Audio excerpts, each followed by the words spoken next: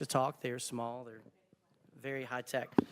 All right, let's get started with the work session, and we will start with resolution number 8531-25. Derek, do you want to talk about that? Yes, Monday, starting at 5:30, it will be a ribbon cutting for the community room. They will be renamed on behalf of former Councilwoman Faye Alexander. And, Anderson. Anderson. A family will be here. I did want to make sure I state Ellen with the city as work is going to be a painting. It's going to be real nice. Wendy, mayor's office, I think we've been working on this quite some time, and city council, we had talked about it earlier. Wish we gave her flowers prior to her passing, but she has done so much for Hoover, and I'll make sure I make this statement again that she took a lot of flack because she was the one of the number one people behind having Hoover City Schools.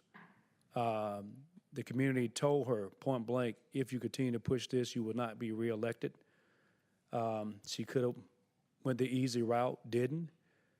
Now we have Hoover City Schools. She did not get reelected. But she said the one thing that brought her peace was because she wasn't really happy because she felt like she did the right thing. Those same individuals that were not as nice to her came and apologized to her years later that you did the right thing, and we apologize to you for that. So sometimes unpopular things for the greater benefit of the city may be a challenge. But again, I wanted to make sure I echo that multiple times before, and also the council. Many involved know longer than I have mattered, so it's just not just me. So I want to just thank everyone. And at 5:30, and then we'll do a proclamation during the regular council meeting. Thank you, sir. All right, so that'll be the first thing on the agenda, and then we'll move to the consent agenda, and the first thing we'll do is talk about paying of the bills, and then the minutes for the July 10th and July 14th meetings, and then we come to resolution number 8525-25, which is a alcohol license for the new Hotel the Galleria. There are no issues with this request from the police department or from the zoning department. All right, then we'll move on to resolution number 8526-25, which is a resolution authorizing the mayor to execute a court referral officer contract with the administrative director of courts, judicial branch, state of Alabama. Yes, sir. Yes, sir. This is the annual contract with AOC to provide the court referral program, which is the education, counseling, and treatment program in the court system. New contract is going to be for $94,932, paid monthly at $7,911 to the court. Any questions on that? All right, thank you, sir. Then we will move on to resolution number 8527-25, which is a budget amendment to reflect personnel changes in the municipal court department. Misha, come on down.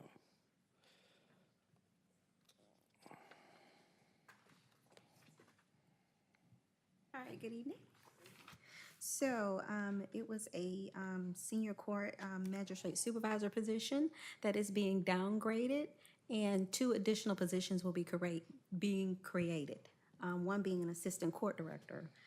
With all those changes, downgrading that senior magistrate supervisor position and also creating a court magistrate coordinator position, all those changes result in a savings of $4,772.44. Any questions on that item other than savings are always good? That's it. All right, then Mr. Miller will join us for No questions? a good Great. while there. Thank you. I appreciate it, Council. Thank you. We'll start with number 7, resolution number 8528-25, that authorizes the mayor to execute an agreement with Johnson Controls for maintenance on HVAC units at municipal-owned buildings. Yes, sir. This is just our annual contract renewal. So this will take place October 1st, and we've got an amount on that one in $866,000. Make sure I'm looking at the right one. $634 for Johnson Controls. Any questions on the Johnson Controls contract? And we have another one on the next item for Knox Pest Control. That's correct. So again, annual maintenance contract. We'll start with October 1st. This one's in the amount of $9,640.50. Any questions on the pest control contract? Okay, and then one more, which is with Train USA for HVAC quarterly and annual inspections. Exactly. So it's just that annual report that comes through, annual maintenance and inspections, $4,258.23. Any questions on the train contract? Okay, now going to the regular agenda, if you will hang out with us a little bit, we have resolution number 8532-25, which authorizes the mayor to enter into a lease agreement with the Alabama Department of Revenue for office space. Yes, I'm thrilled to bring this in front of you. There's a lot of work, a lot of conversations, a lot of back and forth. Thank you so much to our city attorney who's helped us walk through this. But this does, Wendy, do you mind bringing this one up? I want to make sure, because we went through so many versions of this one, I want to make sure this is the correct one. I failed you. All right, and I can tell this if you go down. Nope, go down in the documents. Next page. Go to the next one. Yep, keep going down. Right there. Yep, commencement date of September 1st. So what we were able to negotiate with Department of Revenue, if you'll remember, we started with $23 a square foot. With that from Alabama Department of Revenue, and we were able to get them for the last 3 years of the contract. We were able to get them up to $25 per square foot. So that'll help benefit the city in that with the additional $2 per square foot on that. Any questions on that contract? Okay, hearing none, we'll move on to resolution number 8533-25, which amends the budget to reallocate funds for the outdoor office build out at the Riverwalk building. That's correct. That's correct. So in order to move Aldor out to this space, we needed to do some construction work to build it out, to make it suitable, and to divide the space between the Aldor space and the Hoover side.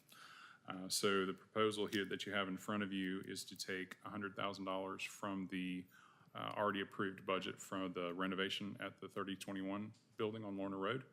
Take $100,000 out of that to put towards the Riverwalk piece. And that'll be the city's contribution. The other $150,000 will be Aldor's contribution, and we will bill them once we are invoiced. So the invoice will come to us, we will pay the full invoice, and then we will invoice Aldor for their share, which is the $150,000. All right, this in terms of the 3021 building, in discussions, that does leave some money over at the 3021 building. Yes, for sir. Yeah. Renovations and whatever. Right now, we have 1.9 million plus in that Okay. account. So this depletes at $100,000, and we'll get to another Okay. drawdown a little bit later in the agenda. Any questions on this part of the? President Pro Tem, a couple questions. So the lease on this is how many years? The lease agreement's for 5 years. For 5 years? Yes, sir. Right. With Department of Revenue. And just so I'll be clear, that branch of the Department of Revenue serves Alabama, and I may not know on top of your head, so just know it Monday. Let me just be clear. Okay. Yes, I just want to know what services they offer at that particular one in Hoover. Or is that their main functioning? It's their main functioning regional office. Regional office? Yes, sir. All right. But their headquarters for public is still in Montgomery? Montgomery, that's Okay, correct. but the regional.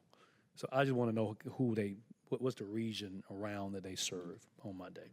If you can have that, if you can have that by then. I don't know how many offices they have, but this services the Birmingham region. Okay. So we're happy to host them in the city of Yeah. Hoover. Right. And we bring a lot of tax-paying citizens Yeah. through the doors to do that. I don't know what their coverage is, Yeah. what that regional office If covers. they can give that information by Monday, then that'll be fine. It's approximately, Yeah. 60 people working out of that office now, so that will be 60 people housed on the 4th floor of the Riverwalk Gotcha. building when they're moved. Does that make sense what I'm saying? Like I know Birmingham, Hoover, the other cities. Sure. Okay, all right. Yeah, I need to find out how many regional offices they have, because it could go all the way up to Fultondale. Exactly. It could, Or Warrior. Could be, or Warrior, sure. Trustful Leeds. I think it serves also as a service center for walk-in traffic, right? Oh, really? Because that's part of what's being incorporated into this build-out is space for customers to walk in Right. and be able to get taxpayer assistance with various things related to outdoor, so. Is also the Alabama State Forensic Unit there as well, too? Not in the same area, but in that building footprint? It's in the PSC. It is Building not. footprint, Yes, but it Gotcha. is not in the area that Department of Revenue but is it in the occupies. footprint of the Of PSC? the PSC in general, Okay. yes. It is not affected by the Yeah, NCFI. I'm project. only asking, I'm trying to see how many agencies we have from state and federal there. We're increasing them quite a bit, which is good for the city. That's all I have, President Pro Tem. Any other questions about this item? Hearing none, we'll move on to resolution number 8534-25, which amends the budget for janitorial services in the same area. So this is all connected again. So when we're moving people out to that fourth floor of the south tower, now we'll have to pick up some janitorial services. Right now, we have City of Hoover employees taking care of our employees that are out there. But when we're adding 60 additional people to that floor, then we'll need to contract out those services. Now, we are not signing that contract. That will be invoiced to us through our regular rent or other rent in our existing contract. Any questions on this item? All right, hearing none, we'll move on to number 13, resolution number 8535-25, a resolution amending the budget for the River Chase Drainage Project. So this is the large drainage issue that has been ongoing for several years. That's right there by Panda Express and Walgreens is what this does. So I believe it was the last meeting that council approved the signature of the agreement. Help me out, April. What was the Settlement agreement. settlement agreement? Thank you. So this resolution helps us identify a funding mechanism to pay for that project and to abide by that settlement agreement. So we're looking at a total of $4.5 million. The contribution from Regina or the other parties is $500,000, which leaves a $4 million piece that the city needs to come up with. We're proposing $1.5 million to be taken out of the Lorna Road, the 3021 building, which at that point, remember, we've already taken 100,000 out. Now we're taking 1.5 out for a total of 1.6. So that leaves us with 300,000 in that account, that fund. And then to make up the balance of the 4 million, it's a transfer from the general fund. Any questions about this item? Just, have they given you a construction start schedule or estimate? We're working through that right now. Okay. We have to advertise this for approximately 4 weeks. Okay, so you're doing the bid process now, currently? Okay. That's correct. So we're in the process of getting that out to advertise, and we'll have a mandatory pre-bid meeting on this one with the contractors, which is another reason to extend that out to the 4 weeks, so they have time to digest that. One thing just to remind, this was the issue that was related to a previous decision that council determined this was a public purpose to address this public safety need because of the problems that happen at that intersection when flooding occurs. It's not safe. So this is that same issue, addressing that same issue. Thank you. Any other questions about this item? All right, thank you both. Thank We you. now move on to the grass cutting part of the agenda that goes for the rest of it. And Mac, you're up for about the next hour, it looks like. So if you just start with number 14 and go through, it looks like 19, then we have a break, and then we pick back up on 21 through 23. Okay, I'll cycle through these fairly quickly. As of this week, we have 4 new nuisances that need a declaration. 2208 Larkspur Drive, 2236 Partridge Lane, 2874 Wisteria Drive, and 3501 Laurel View Lane. As is customary, we will have an updated report Monday night with pictures. Hopefully some of those will address themselves in the time frame between now and then. But if not, we'll have pictures and we'll request nuisance declarations on those.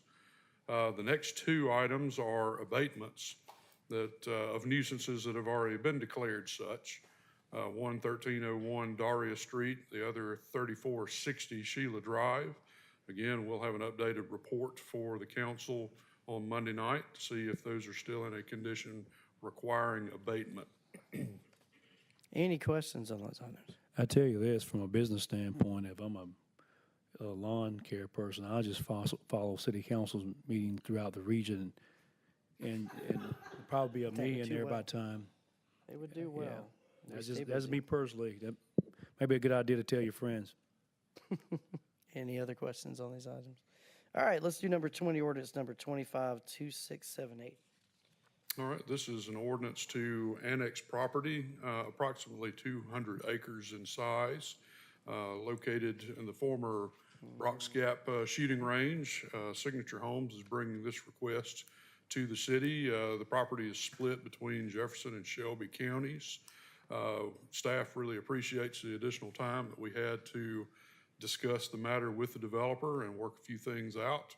So we're at a point now where any other issues that are left to work through from the development standpoint, we feel like can be accomplished when a zoning request comes before the city. So we have no remaining issues concerning the annexation. Any questions on this annexation? All right, hearing none, let's go back to grass for 21, 22, and 23. All right, and these are just, let's see, first readings.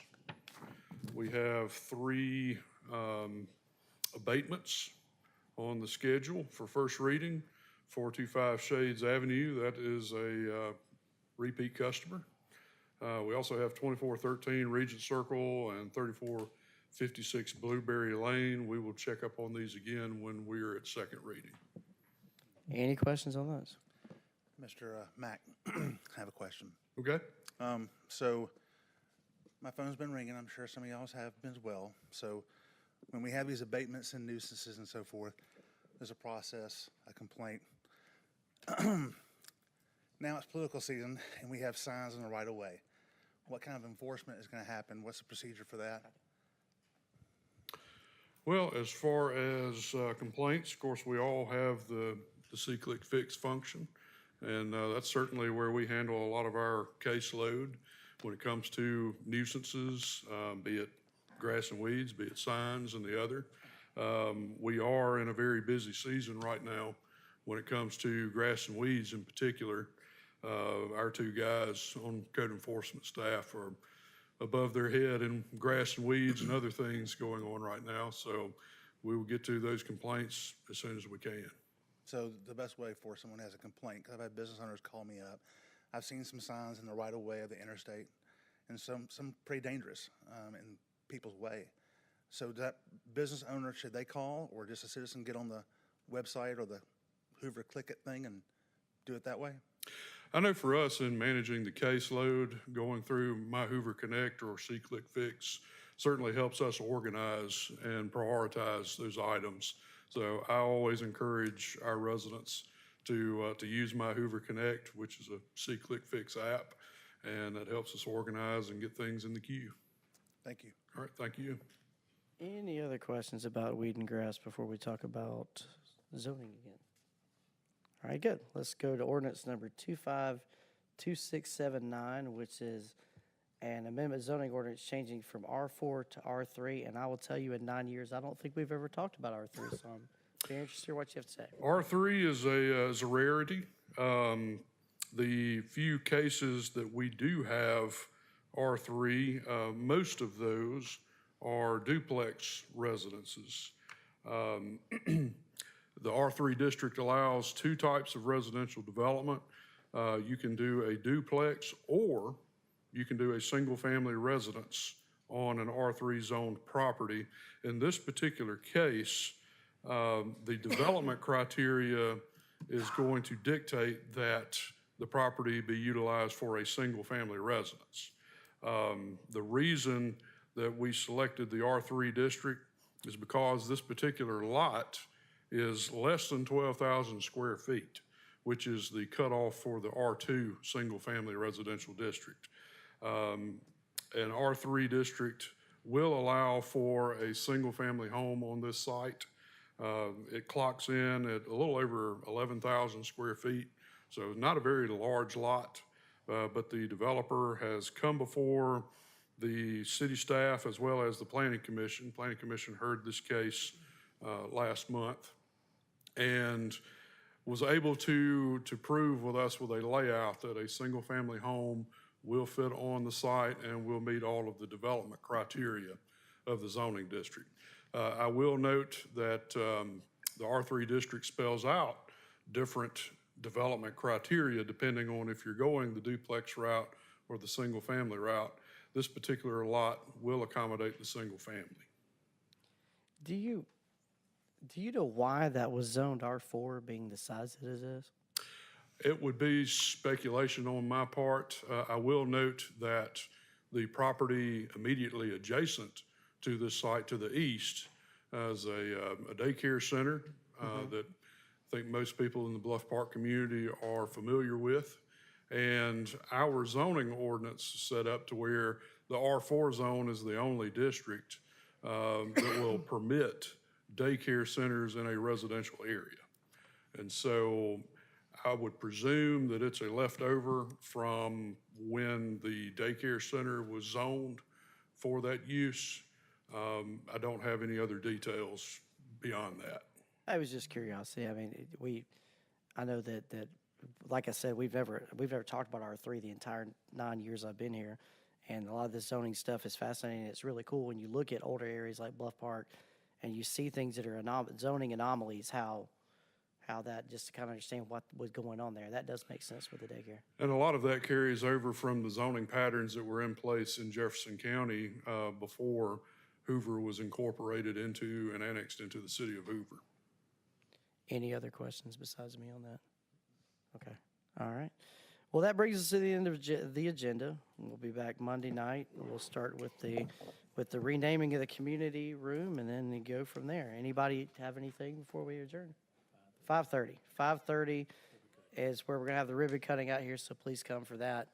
And as we rename the community room, anybody have anything? All right. Well, with that, we're adjourned.